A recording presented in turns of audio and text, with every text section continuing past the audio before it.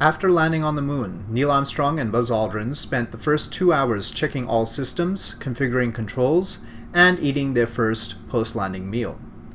A rest period was scheduled after that, but they chose not to take it and to go straight to the EVA. They started their portable life support, purged the cabin, and prepared to exit 4 hours and 22 minutes after touchdown. The hatch was opened, Neil Armstrong exited 12 minutes after that, and made first contact with the lunar surface 5 minutes after that, at 10:56 p.m. Eastern Daylight Time, on July 20th. That began the 2.5-hour EVA on the lunar surface. The Kerbals don't have that kind of patience. In fact, we expect that their entire EVA will last around the time the original mission spent between opening the hatch and Neil Armstrong stepping onto the surface. As such, the audio will feature highlights from the original EVA rather than its entirety. The Kerbals do not have specific scientific tasks to perform and will be free to enjoy themselves and their achievement. Unfortunately, the sun is not in as helpful a position as it was 45 years ago on this date, and it is currently barely over the horizon at Tranquility Base. If the surface the Kerbals landed on had the texture of the original landing site or the same reflectivity as the lunar regolith there, this would not be a problem. However, the landscape at the Kerbal landing site is instead shrouded in darkness. Before I forget to mention it, the Kerbals had some free space on this mission since they weren't carrying a rover, and opted for tiny electric ion propulsion automated camera drones. Many of the exterior images you have already seen are thanks to these drones, but they were primarily meant to help chronicle the Kerbal activities on the lunar surface. So, with that, please enjoy this video of the Kerbal EVA juxtaposed with the audio of the original mission. Houston, this is Neil, radio check. Neil, this is Houston, loud and clear. Break, break. Buzz, this is Houston, radio check and verified TV circuit breaker in. Roger, TV circuit breakers in. And page 5 clear. Roger. And we're getting a picture on the TV. Okay, got a good picture, huh? There's a great deal of contrast in it, and currently it's upside down on our monitor, but we can make out a fair amount of detail. Okay, we can verify the position the opening I ought to have on the camera. Stand by. Okay, Neil, we can see you coming down the ladder now. Okay, Neil, we can see you coming.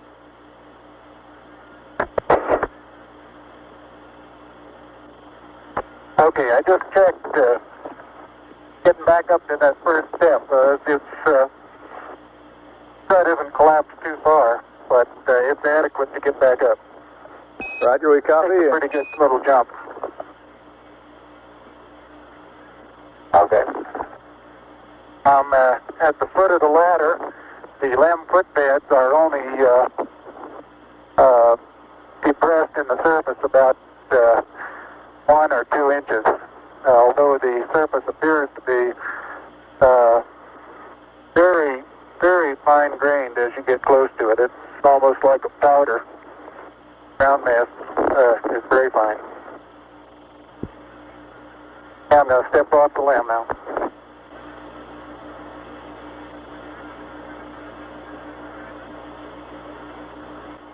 That's one small step for man, one giant leap for mankind.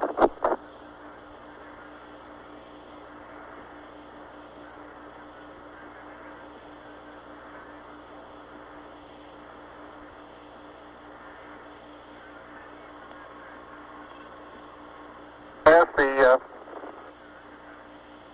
surface is fine and powdery, I can pick it up loosely with my toe. It does adhere in fine layers, like powdered charcoal, to the sole and sides of my boot. I only go in a small fraction of an inch, maybe 1/8 of an inch, but I can see the footprints of my boots and the treads in the fine sandy particles. Neil, this is Houston. We're copying.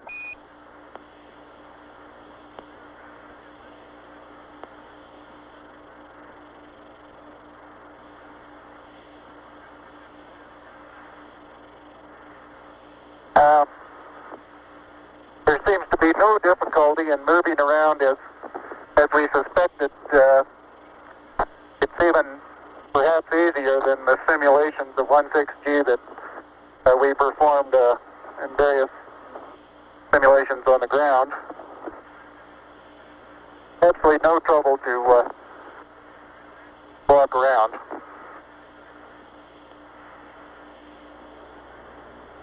Okay, your bliss looks like it's clear and okay. The toes are about to come over the sill.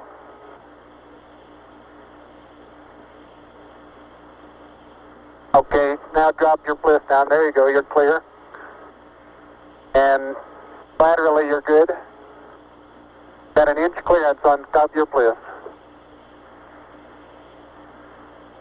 Okay, you need a little bit of arching of the back to come down.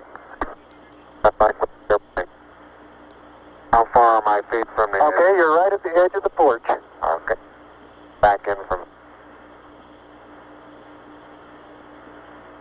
Making sure not to lock it on my way out. Particularly good thought.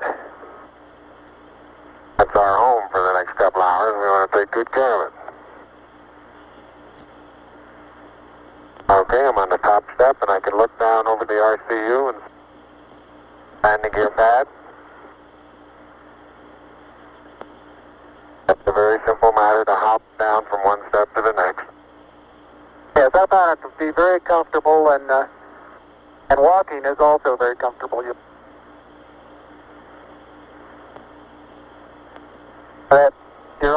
got 3 more steps and then a long one.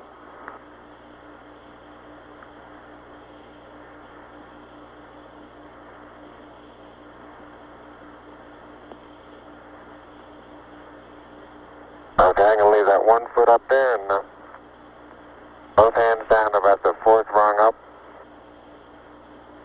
There you go. Okay, now I think I'll do the same.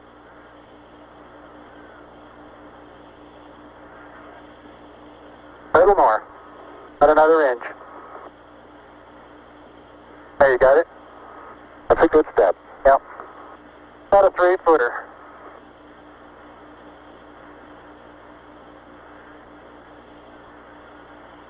Beautiful view. Isn't that something?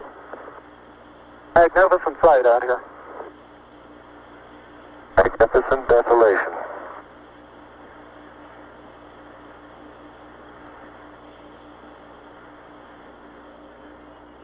Hey Neil, didn't I say we might see some purple rocks? Find a purple rock? Yep.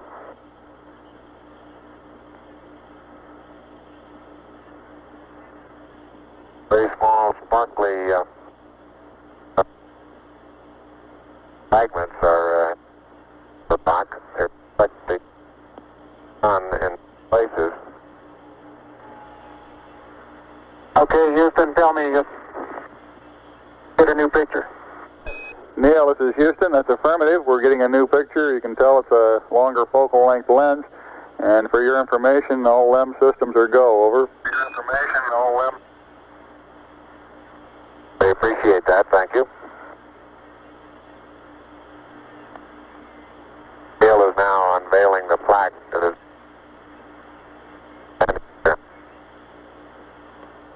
Roger, we got you bore-sighted, but back to one side. Bore-sighted.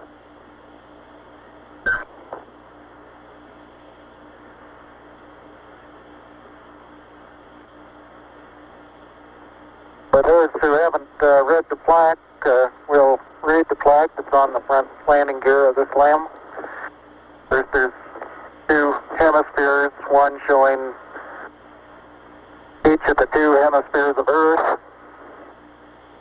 Underneath it says, "Here men from the planet Earth first set foot upon the moon, July 1969 AD. came in peace for all mankind. It has the crew members' signatures and the signature of the President of the United States.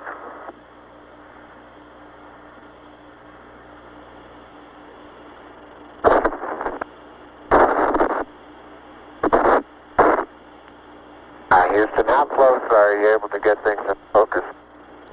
This is Houston. We can see Buzz's right hand. It's somewhat out of focus.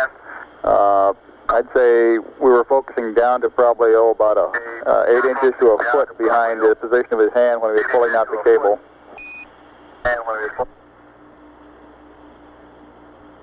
And Neil, it look at the minus Y strut. Your direction of travel there. Traveling from right to left. Right.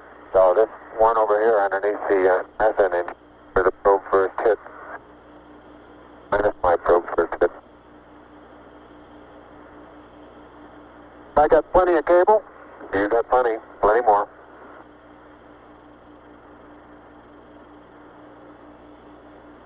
Turn around to your right, be better. I don't want to go into the sun if I can avoid it. That's right, yeah. I just leave it. All right, let it Sit like that and walk around it.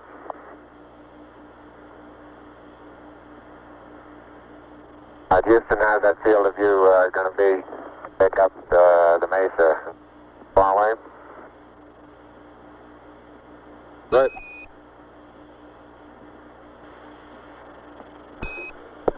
Neil, this is Houston. The field of view is okay. We'd like you to aim it a little bit more to the right, over. Okay. Okay, that's all the cable we have. All the way out.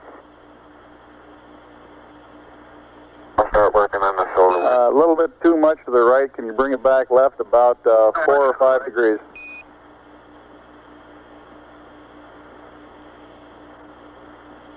Okay, that looks good, Neil. Hey, that looks good, Neil. Okay, now, think I ought to be farther away or closer? Can't get too much further away. Let's try it like that for a while. I'll get a couple panoramas with it here. Roger, you look okay as far as distance goes, Neil, and we'll line you up again when you finish the panorama. You're going too fast on the panorama sweep. You're going to have to stop for... I haven't stopped. I haven't set it down yet. That's the first picture in the panorama. Right there. Roger. Okay, now this one's right down sun, straight west. And I want to know if you can see an angular rock in the foreground. Roger, we have a large angular rock in the foreground, and it looks like a much smaller rock a couple of inches to the left of it, over. Right, and then on beyond it about 10 feet is an even larger rock that's very rounded. That rock is about, the closest one to you is about sticking out of the sand about 1 foot. It's about 1.5 feet long, and it's about 6 inches thick, but it's standing on edge. Roger. Some of these small depressions big off, and you tend to think, oh, maybe 2 or 3 inches. I can suggest exactly what the layer pictures showed when they pushed away a little bit. You can see force transmitted through the upper surface of the soil, and about 5 or 6 inches away, it breaks loose and moves as if it were caked on the surface, when in fact it really isn't. I noticed in the soft spots where we have footprints nearly an inch deep that the soil is very cohesive, and it will retain a slope of probably 70 degrees along the side of the footprint.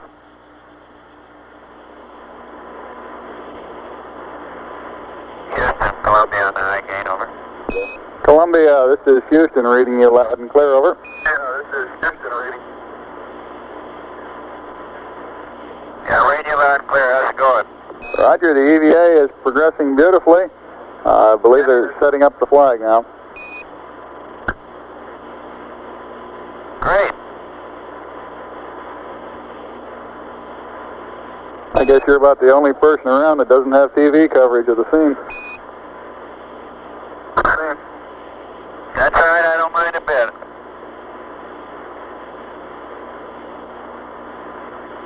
How is the quality of the TV? Oh, it's beautiful, Mike. It really is. Oh, geez, that's great. Is the lighting halfway decent? Yes, indeed. They've got the flag up now, and you can see the stars and stripes on the lunar surface. Beautiful, just beautiful.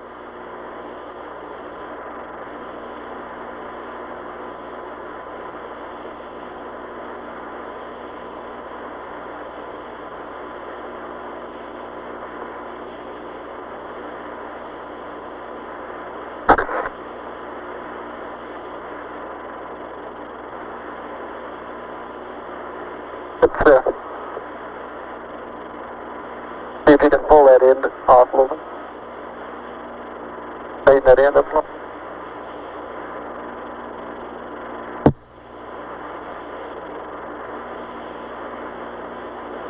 It won't go up.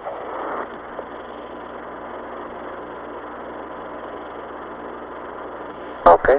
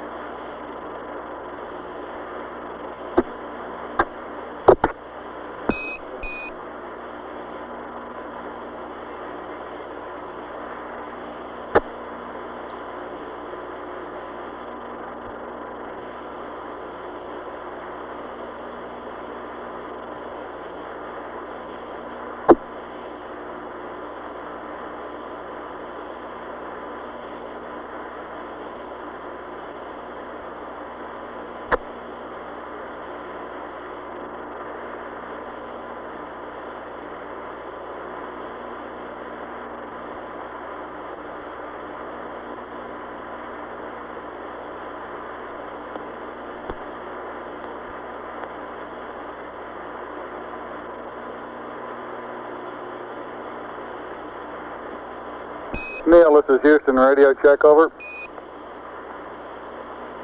All right, you're Houston, loud and clear. Roger out. Loud and clear, Houston. Roger, Buzz. You're in our field of view now. You do have to be. Alright, you do have to be rather careful to keep track of where your center of mass is. Sometimes it takes about 2 or 3 paces to make sure that you've got your feet underneath you.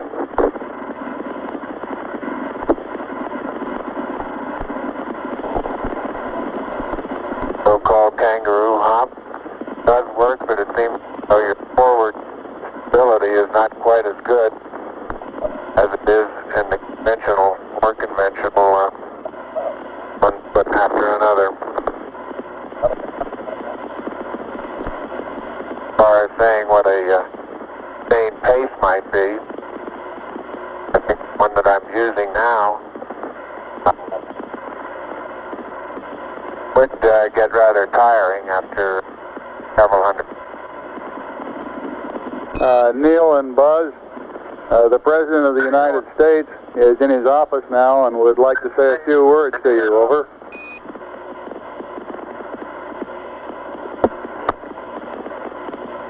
That would be an honor. Go ahead, Mr. President. This is Houston out. Hello, Neil and Buzz. I'm talking to you by telephone from the Oval Room at the White House. And this certainly has to be the most historic telephone call ever made. I just can't tell you how proud we all are of what you... For every American, this has to be the proudest day of our lives. And for people all over the world, I am sure they too join with Americans in recognizing what an immense feat this is. Because of what you have done, the heavens have become a part of man's world. And as you talk to us from the Sea of Tranquility, it inspires us to redouble our efforts to bring peace and tranquility to Earth.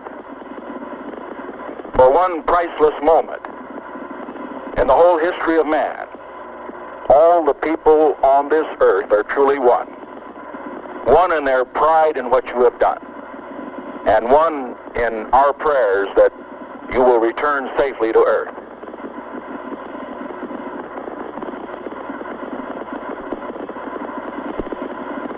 Thank you, Mr. President.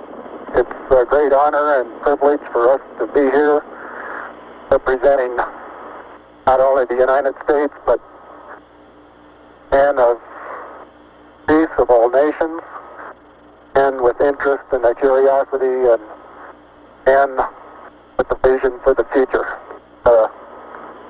Honor for us to be able to participate here today. And thank you very much, and I look forward, all of us look forward to seeing you on the Hornet on Thursday. Look forward to that very much, sir. The Lick Observatory in California reports a return on the laser. Good, bud.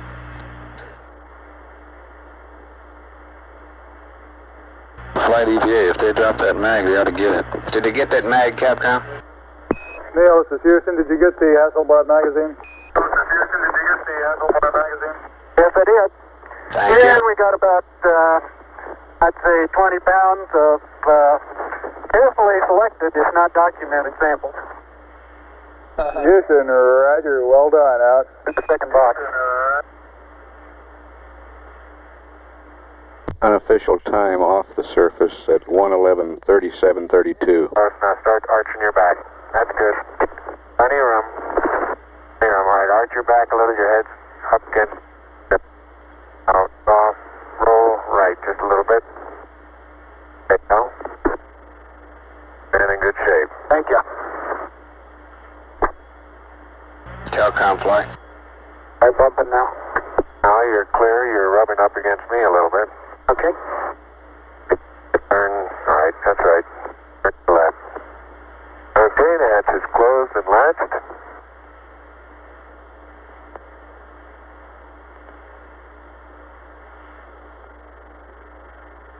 And verified secure.